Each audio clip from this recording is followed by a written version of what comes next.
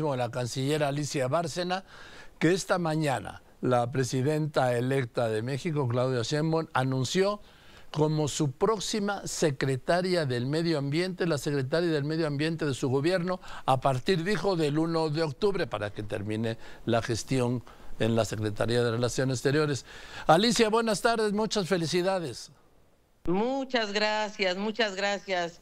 La verdad que estoy muy honrada y muy contenta y contenta de escucharte a ti también. Gracias. Tú y yo nos conocemos desde hace mucho tiempo, te acordarás. Así en es. aquellos tiempos donde yo fui subsecretaria, sí, y tú ya andabas en estos andanzas del periodismo. Así es, querida Alicia. A ver, tú, para ti no es nuevo esto del medio ambiente.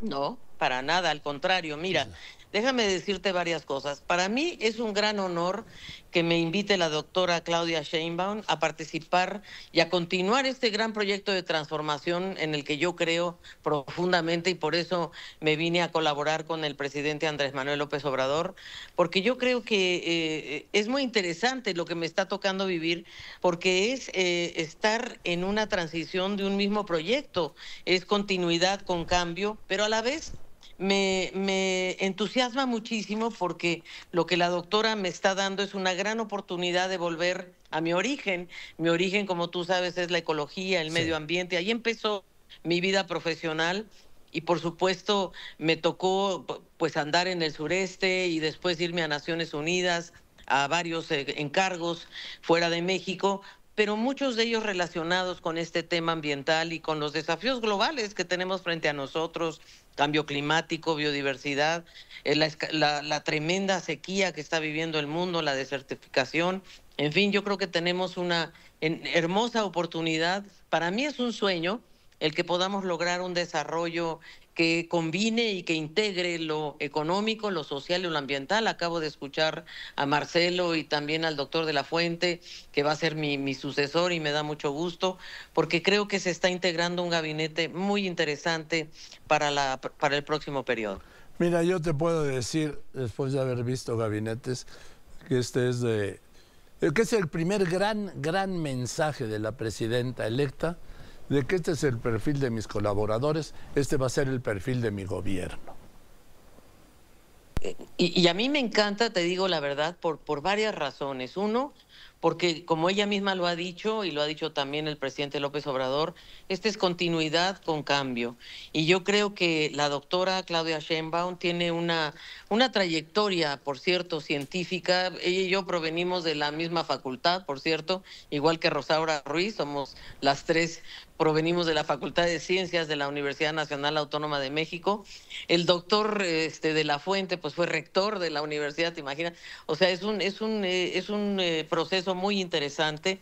Y yo debo decir que obviamente estoy muy contenta por esta designación, pero también muy contenta de poder concluir el encargo que tengo ahora, porque ¿sabes qué pasa? Que estamos aquí trabajando en algo que espero poderlo compartir contigo cuando quieras, que es un modelo mexicano de movilidad humana.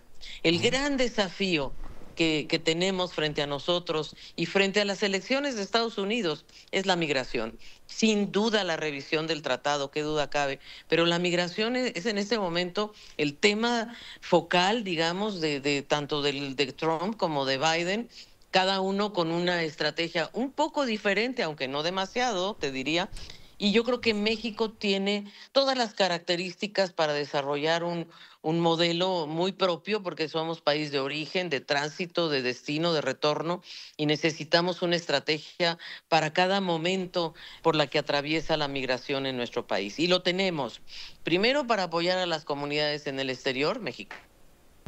¿Escuchas? Tenemos 37 millones de mexicanos y mexicanas en Estados Unidos. Y las medidas de Biden que se tomaron la semana pasada, esta semana de hecho, han sido muy importantes, en el camino correcto, pero yo considero que un poco insuficientes todavía, ¿no? Es decir, tardías e insuficientes, insuficientes, ¿no? Pero yo creo que es una señal importante de que 500,000 mexicanos casados con estadounidenses, ya sea esposa o marido, puedan legalizar su situación. Estamos hablando de 500,000 familias.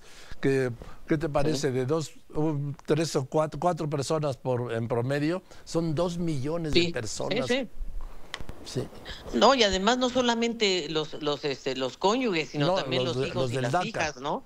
Sí. Bueno, y estos muchachos y chiquillas que ahora ya son jóvenes, que llegaron de niños y niñas y ahora van a tener la enorme oportunidad también de tener una visa de trabajo e integrarse con seguridad a la economía norteamericana. Y además, déjame decirte, contribuyen, bueno, con más de $1,000 millones Sí. al año, los Vamos. Dreamers, ¿no? O Claro. sea, y los mexicanos con más de $454,000 millones al año, más que el PIB de Colombia, imagínate eso. Sí. Entonces, yo estoy muy entusiasmada de poder cerrar muy bien la gestión en relaciones exteriores. Tú sabes, hemos tenido el desafío de Ecuador, acabo de regresar de Suiza, de una conferencia muy importante Sí. donde se debatió el tema de la paz Oye, y de déjame la no paz, preguntarte, más bien, Alicia, la no paz. hablando de esto Sí, de Suiza, ¿por qué sí. México no firmó el documento que condenaba la invasión rusa a Ucrania? Mira, no era solamente un documento de condena, era un documento que pretendía avanzar en la búsqueda de la paz. Y nosotros no firmamos junto con otros 12 países por varias razones. Primero, creemos que Sí. a las dos partes en contención. Eso nos parece fundamental y de hecho quiero decirte que yo tuve una gran reunión con la presidenta de Suiza en donde ella misma me dijo, estoy de acuerdo contigo, porque realmente a nosotros hicimos todo lo posible porque estuvieran las dos partes aquí en esta conferencia, no lo logramos, pero yo creo que es un paso fundamental. Segundo, creo que la discusión de la paz y más bien la búsqueda de la paz entre Ucrania y Rusia debe darse en el marco de las Naciones Unidas. No podemos tener varios procesos paralelos, que es lo que está sucediendo ahora, que Brasil y China tienen una propuesta,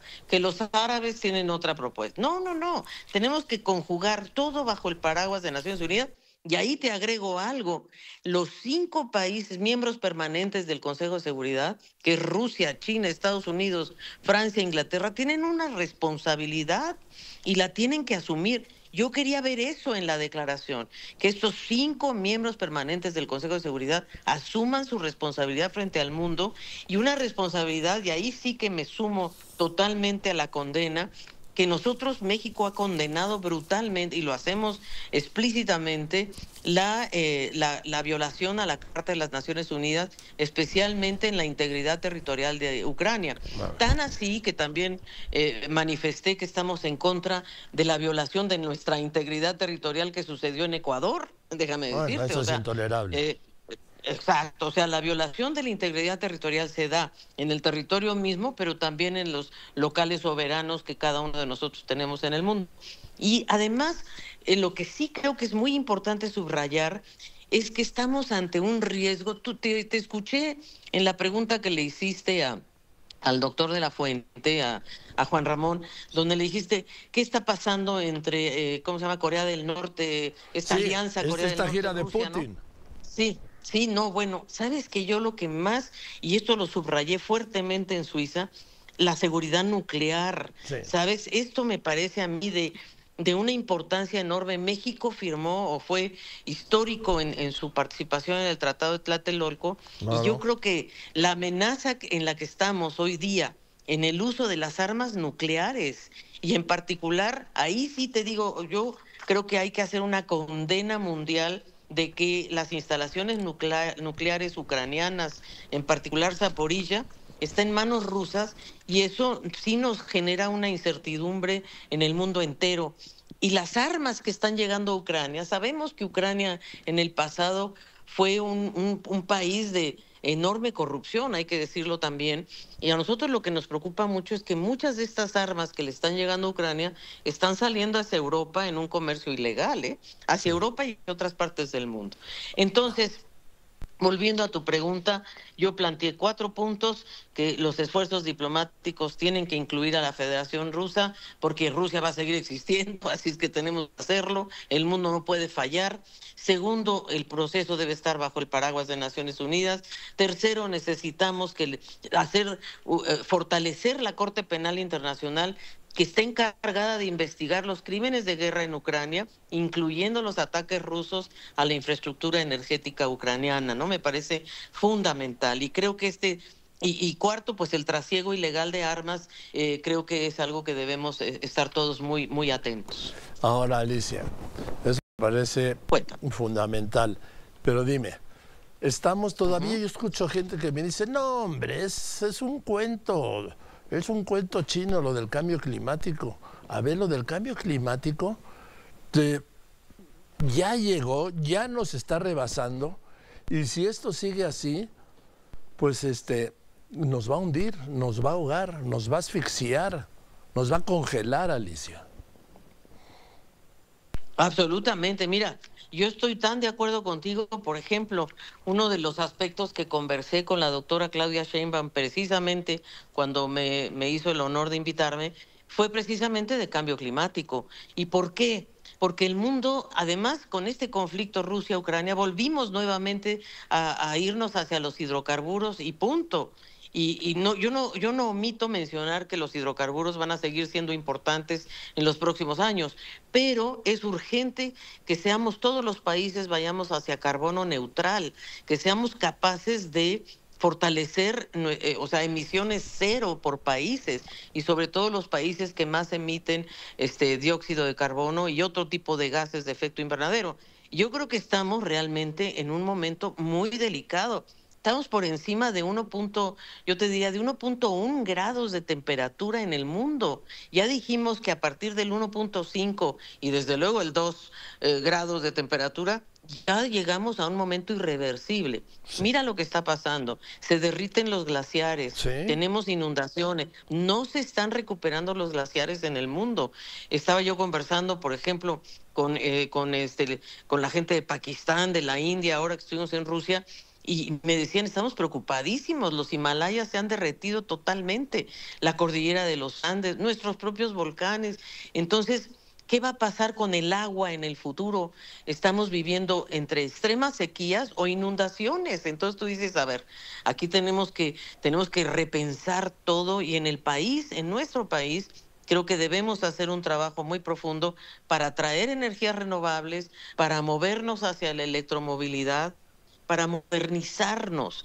Por eso me encanta que esté Rosaura Ruiz como Sí. secretaria de Ciencia y Tecnología, Marcelo, que me parece que tiene una visión muy estratégica, que me parece que nos puede ayudar también muchísimo. Y desde luego yo también quiero decir que María Luisa Albores hizo un gran trabajo, sobre todo en las áreas naturales protegidas. Entonces, yo lo que veo es que lo que tenemos que hacer es realmente ponernos a trabajar todos en este gabinete. Julio Verdegué, compañero con el que yo estuve en Chile, porque él era el director de la FAO, yo Sí. la secretaria ejecutiva de CEPAL. Entonces creo que podemos crear un proyecto de país y continuar, digamos, con lo que se ha logrado y hacer un gran proceso de restauración. ¿Sabes? Yo pienso que realmente necesitamos restaurar nuestras cuencas que están contaminadas, aprender a reusar el agua. En fin, hay una cantidad de desafíos extraordinarios, Joaquín, en donde yo me siento muy entusiasmada y quiero poner toda la experiencia, toda mi capacidad, primero a cerrar bien el periodo con el que realmente me distinguió el presidente López Obrador, y después, a partir del 1 de octubre, pues dedicar todos mis esfuerzos al proyecto país, que creo que está por venir.